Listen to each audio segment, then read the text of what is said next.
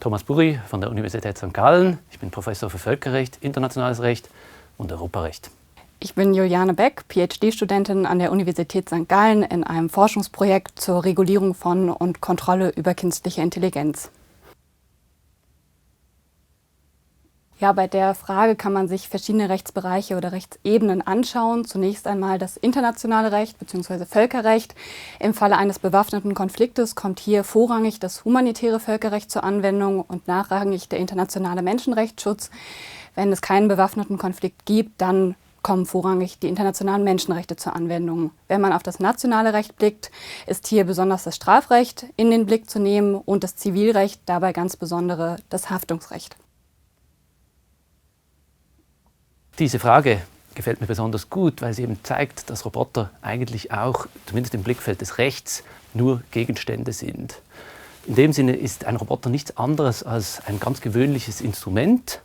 Aber die Herausforderung besteht eben nun darin, dass die Roboter je länger, je mehr Anwendungsbereiche berühren. Sie werden versatiler und sie werden immer weiter, in weitere Felder eingesetzt. Und das macht es für das Recht schwierig, sie zu erfassen. Es werden dann plötzlich ganz viele Rechtsbereiche berührt. Und das wirft die Frage auf, soll man versuchen, die Roboter durchs Band horizontal zu regulieren oder soll man einfach im Prinzip einzelne Anwendungen regulieren mit der Gefahr, dass dann im Prinzip jede Anwendung darüber hinaus spillen kann? So ganz klar ist, das bestehende Recht bleibt anwendbar, insbesondere sind Grund- und Menschenrechte zu schützen. Allerdings wird von verschiedenen Seiten vorgebracht, dass die neuen Risiken und Herausforderungen, vor die uns die künstliche Intelligenz stellt, durch das bestehende Recht nicht ausreichend adressiert werden. Insbesondere gibt es derzeit keine rechtlich verbindlichen Vorgaben, beispielsweise für Sicherheitsanforderungen, für Dokumentations- und Berichtspflichten oder ganz generell zur technischen Ausgestaltung von künstlich intelligenten Systemen. Deswegen hat beispielsweise die Europäische Union sich entschieden, ein neues, umfassendes Gesetzeswerk auf den Weg zu bringen, anstatt bestehende Gesetzeswerke einfach nur zu modifizieren oder zu modernisieren. Die Europäische Kommission hat dazu im April den Vorschlag für eine Verordnung zur Regulierung von künstlicher Intelligenz auf den Weg gebracht. Primär ist das Problem, dass die Robotik oder die Tatsache, dass die Robotik sich einfach sehr schnell entwickelt. Sie ist sehr dynamisch. Und das bewirkt, dass das Recht im Prinzip immer ein bisschen veraltet ist. In dieser Situation typischerweise springt die Ethik in die Bresche, fängt an, Beurteilungskriterien zu entwickeln und die tut das Recht im Idealfall in einer späteren Phase dann nachvollziehen, möglicherweise auch modifizieren. Darum haben wir mit dem Schweizerischen Zentrum für Robotik und Drohnen ein Instrument entwickelt, ein Beurteilungsschema, ein ethisches Beurteilungsschema, das uns erlaubt, autonome Rettungsroboter zu beurteilen. Und in einem gewissen Sinne kann man sagen, dass das eine Vorarbeit ist für eine rechtliche Regulierung. Und wir sehen jetzt schon, dass das Recht eben, Frau Beck hat vorher die Regulierung der künstlichen Intelligenz erwähnt, dass das Recht jetzt aufholt, oder die künstliche Intelligenz spielt eine riesige Rolle in der Robotik mittlerweile. Das bedeutet, dass die Regulierung, die jetzt kommt, auch in diese Ethikbeurteilungen hineinspielen wird und die werden dann entsprechend modifiziert werden müssen. Ja, das ist wiederum keine einfache Frage. Direkt die Antwort ist natürlich nein. Es ist nicht unmittelbar relevant, weil diese Regulierung wird nicht automatisch über die bilateralen Verträge in die Schweiz hineinreichen. Aber Herstellerinnen und Hersteller von Robotern in der Schweiz, die haben zwingenderweise nicht nur den Schweizer Markt im Auge, sondern eben auch den europäischen. Und sobald der europäische Markt berührt wird in der einen oder anderen Weise, wird man sich nach dieser neuen Regulierung richten müssen, wenn sie dann einmal in Kraft tritt.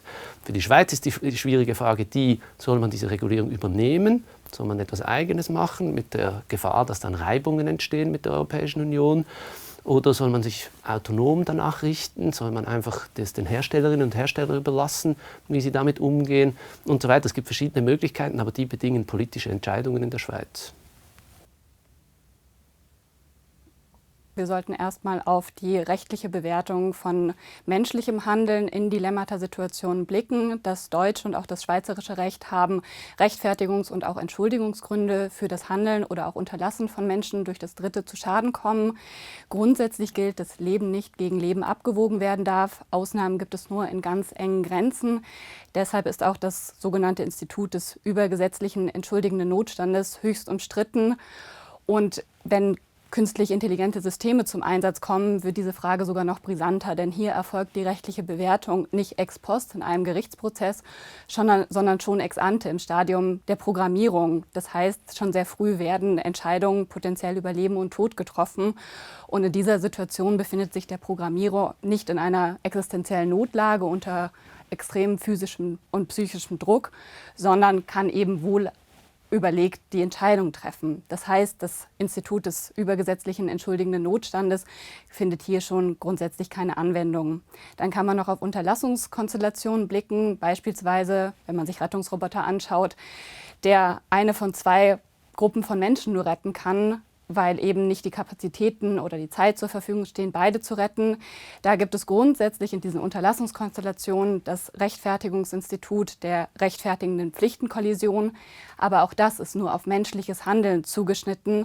Das heißt, wir stehen vor dem Problem, dass das Recht letzten Endes für den Umgang mit Dilemmata-Situationen beim Einsatz von Rettungsrobotern oder sonst auch KI-Systemen keine Antworten liefert.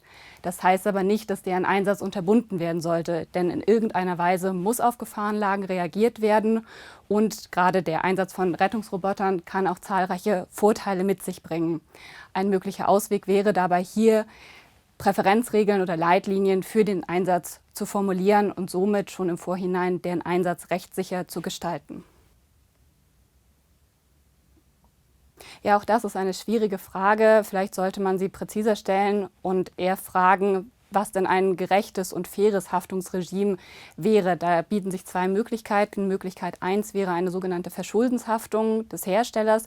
Das heißt, wenn dieser bestimmte rechtliche Kriterien, die vorab definiert sind, nicht einhält, wie beispielsweise die Robustheit des Systems gegenüber Manipulationen oder Cyberattacken, Sicherheitsmechanismen zur Wiederherstellung menschlicher Kontrolle oder schlicht die datensichere und diskriminierungsfreie Operation eines Systems. Das heißt, wenn eben der Hersteller dagegen verstößt und es somit zu einem Schadensfall kommt, dann würde er haften. Es bietet sich hierbei allerdings an, eine sogenannte Beweislastumkehr einzuführen, sodass dann eben die Beweislast nicht bei der geschädigten Person, sondern bei dem Hersteller liegt.